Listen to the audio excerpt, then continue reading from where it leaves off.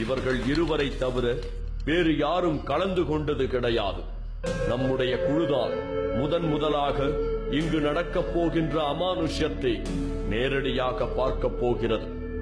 கோரக்கருக்கு நடக்கப் போகிற பூஜையை தொந்தரவு செய்யாமல் விலகி நின்று நடக்கப் போகின்றதை பார்க்க தொடங்கினோம்.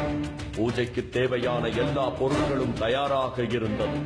கண்களை மூடி தியானத்தில் இருந்த சித்தர் அமைதியாக இருந்தார்.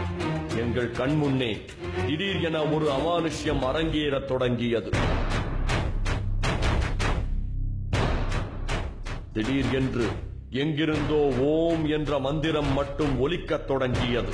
தரையில் வைக்கப்பட்டிருந்த பூமாலை கொஞ்சம் கொஞ்சமாக நகர்ந்து சிலையை நோக்கி போய்க் கொண்டிருந்தது. நம்முடைய குழு பிரமித்து நடப்பதை பார்த்துக் கொண்டிருந்தது. பூமாலை முழுவதுமாய் அங்கிருந்த சிலையின் கழுத்தில் விழுந்தது.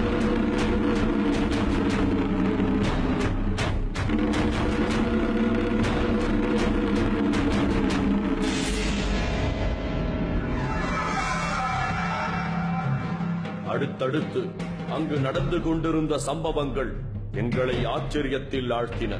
சிலைக்கு முன்னால் வைக்கப்பட்டிருந்த கற்பூரம் திடீரென தானாக தீப்பற்றி எரியத் தொடங்கியது.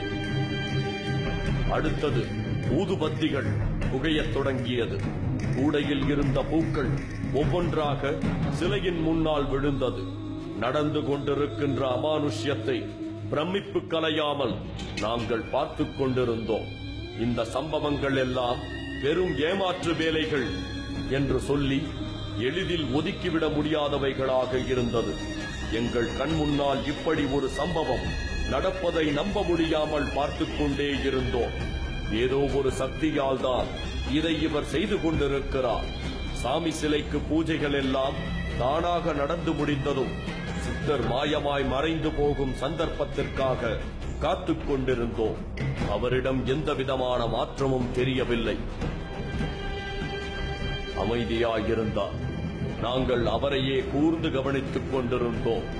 தியானத்தில் இருந்து கண் விழித்தவர் கைகளை மேலே உயர்த்தினார். அடுத்த நொடியே அந்த இடத்தில் அவர் இல்லை.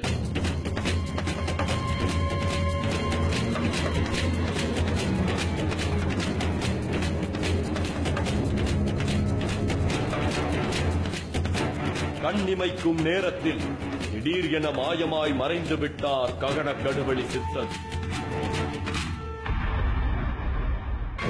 இதை நம்மால் எப்படி புரிந்து கொள்வதென தெரியவில்லை.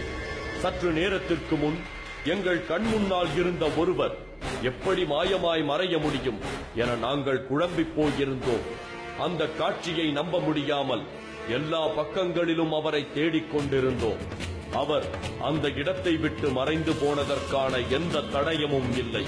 அங்கு இருந்த பாறைகளும் மரங்களும் எதுவும் நடக்காததை போல் அமைதியாயிருந்தன.